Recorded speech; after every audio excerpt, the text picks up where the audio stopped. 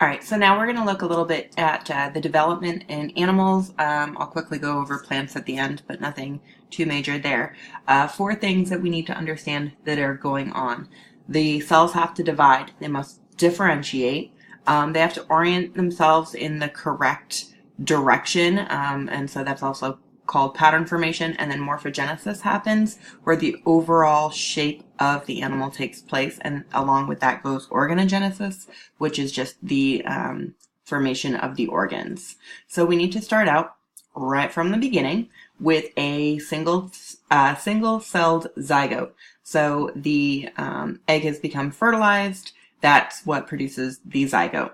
Now, that's going to lead to a very rapid succession of cell division. So we're getting a lot of DNA synthesis and mitosis, but not a whole heck of a lot of growth. So you'll notice that the cells are getting progressively smaller. It's not like they're zoomed into different levels. This outer like casing right here is kind of almost like a hard shell.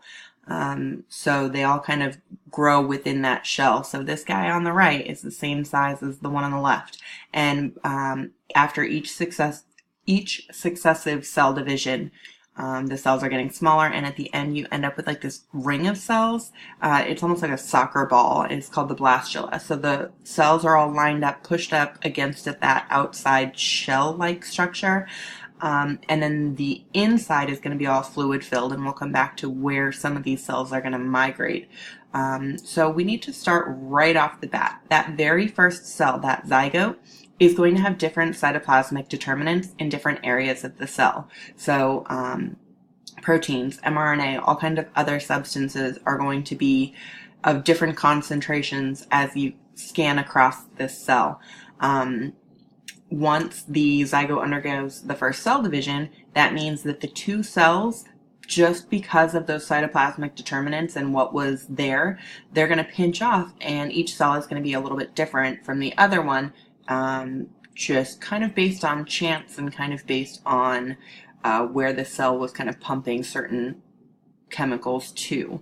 Okay, that's going to allow for differential gene expression. That's going to cause other proteins to be different, and eventually, as we get into that larger blastula, the cells are each going to be slightly different and now secreting various chemical compounds that act as signaling molecules to then induce the neighboring cells to change some more. Okay, so that's the process of induction.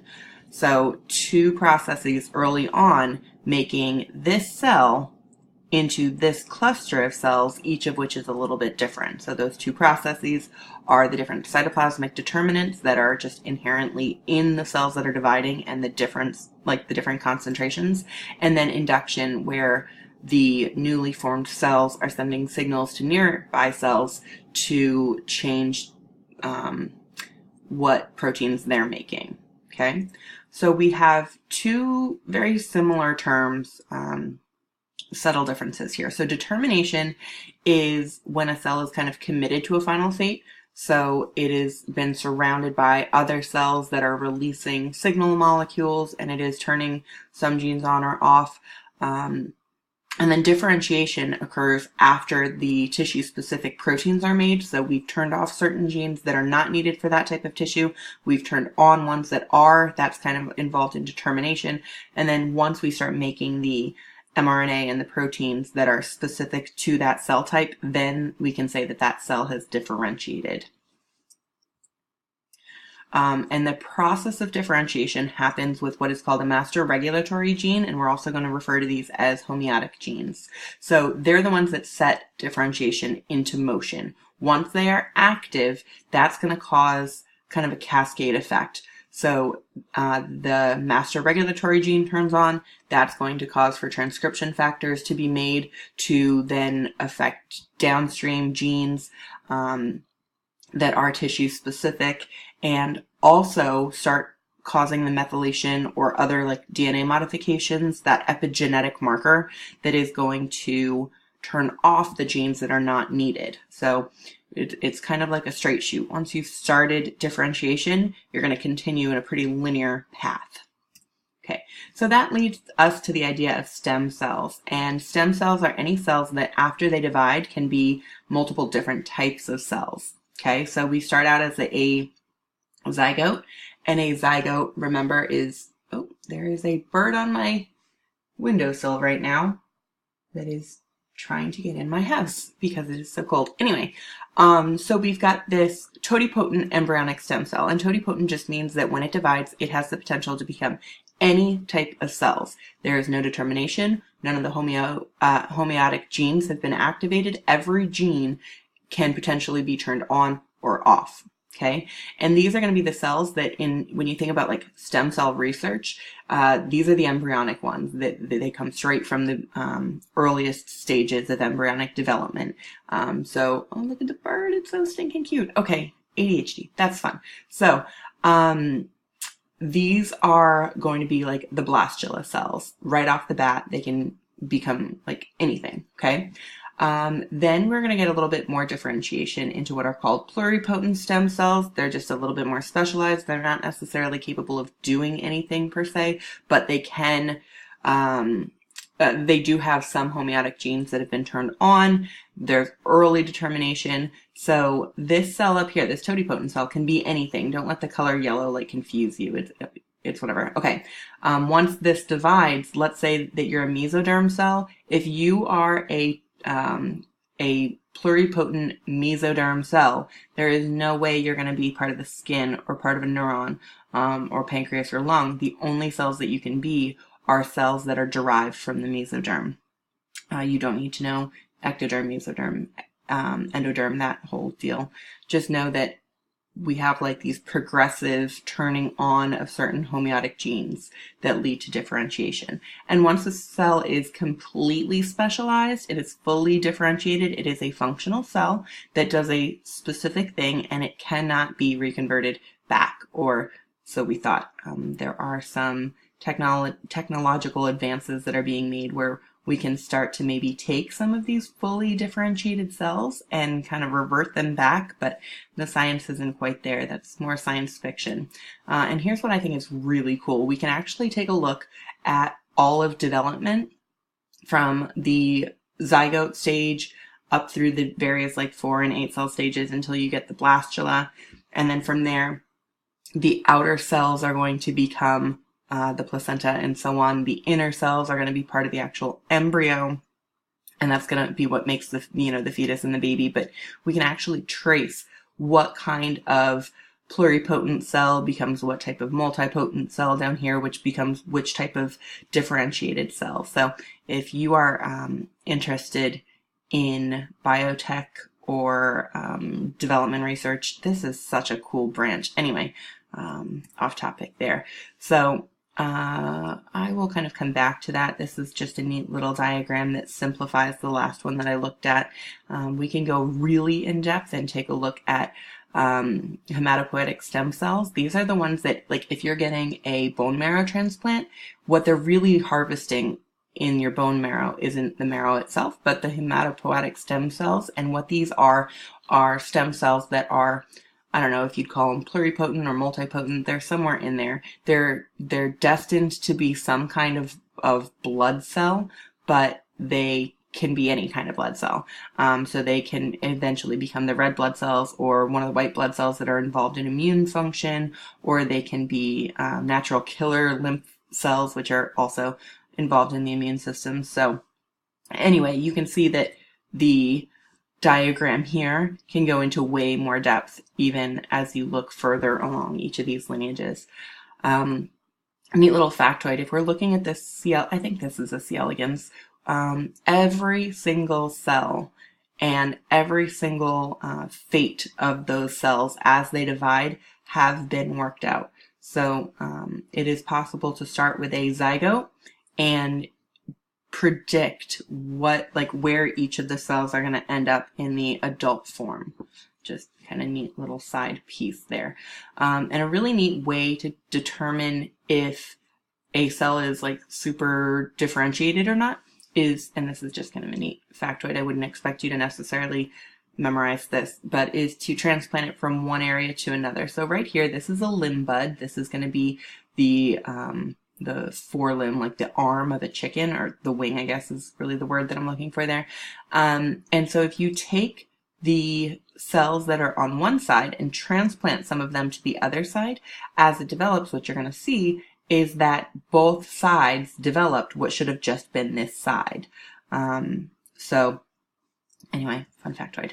So at this point, we have covered cell division. It's just through mitosis and differentiation. And now we need to get into pattern formation and morphogenesis. So pattern formation is the development of a spatial organization of tissues and organs. In other words, figuring out what's the front and the back, the anterior and posterior, the dorsal and the ventral, like the back and the front.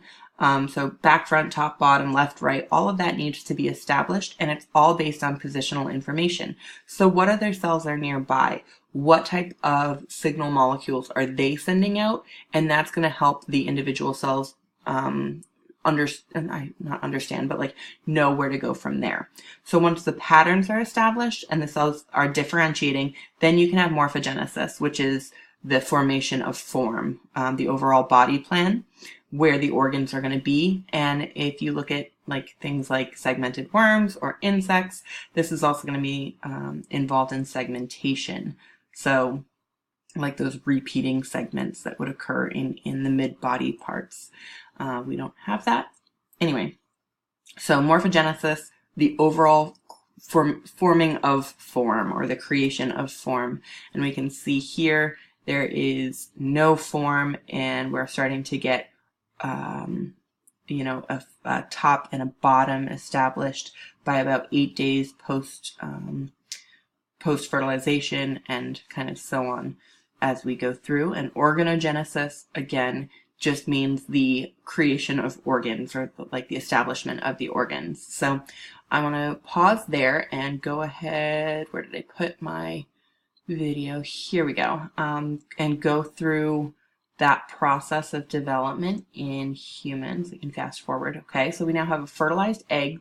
These are the different maternal factors, or the cytoplasmic determinants, and they should be a little bit less homogeneous here. Even before implanting into the uterine wall, the cells starting to divide, and so these cells are inherently just a little bit different than each other. They haven't differentiated by any means. They're not even completely determined yet, and they can still be anything, but they're getting there. Usually by about this stage right here, the blastula stage, you can see there's like the ball of cells. That's when the cells are now kind of destined to be certain things. The blastocyst is just an individual cell in the in the blastula. Okay, interesting here. You can see these cells that are highlighted.